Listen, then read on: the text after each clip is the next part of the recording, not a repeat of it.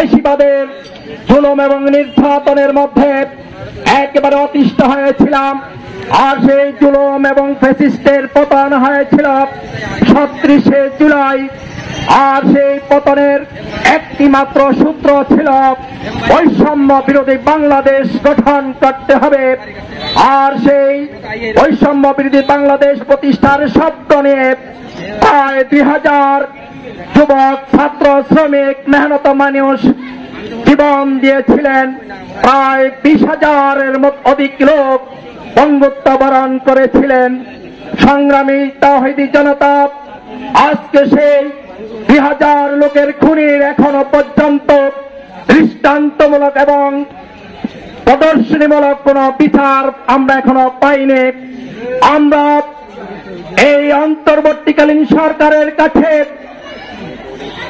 বিনীতভাবে অনুরোধ করছে, দৃশ্যমান বিচার যদি করতে ব্যর্থ হন তাহলে এদেশবাসী আপনাদের বিরুদ্ধে রাজপথে নামতে বাধ্য হবে। শুধু সময়ের ব্যবধান। আমরা সাংবাদিক বন্ধুদের মাধ্যমে আপনাদের কাছে মেসেজ পৌঁছাতে চাই, আপনারা অনতিবিলম্বে এই খুনের বিচার কার্যকর করতে হবে।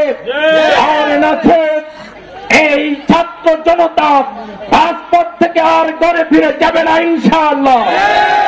সংগ্রামী ছাত্র জনতা, এই দেশটিকে একটি তলাবিহীন রাষ্ট্রে পরিণত করে দেওয়া হয়েছে।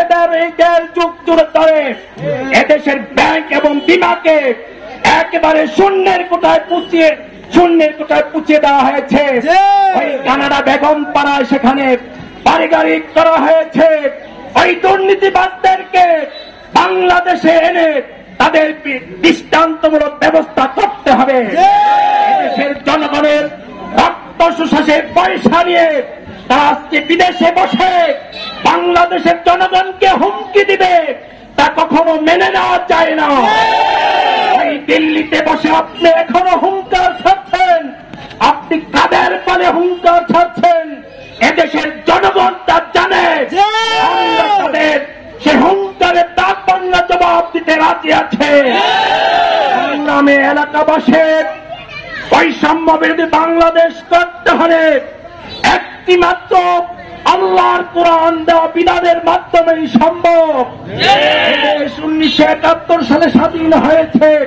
স্বাধীন হওয়ার এই ৫৪ বছরে কয়েকটি রাজনৈতিক দল পালাক্রমে ক্ষমতার স্বাদ গ্রহণ করেছেন, কিন্তু এদেশের মানুষের কপালের পরিবর্তন করতে পারেন না।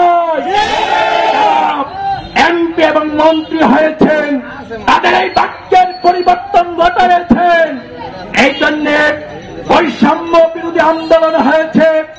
এদেশের মানুষের অধিকারকে নিশ্চিত করার জন্য, আর সে অধিকার নিশ্চিত করতে হলে আল্লাহর কুরআন, রাসূলের সুন্নাহর আদলে এদেশের রাষ্ট্র ব্যবস্থা নিশ্চিত করতে হবে। তাহলেই আগামী দিনে এই বাংলাদেশ হবে একটি বৈষম্য মুক্ত বাংলাদেশ।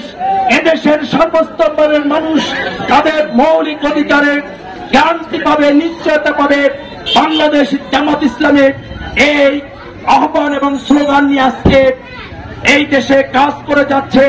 এই জন্য আসুন সম্মানিত বাজারবাসী, সম্মানিত দুর্গাপুরবাসী, সম্মানিত হামচর উপজেলাবাসী, আমরা কারো চক্রাঙ্গানিকে ভয় করব না, কারো ধমকি এবং হুমকিকে তোয়াক্কা করব না। আমরা আমাদের অধিকার নিশ্চিত করে আমরা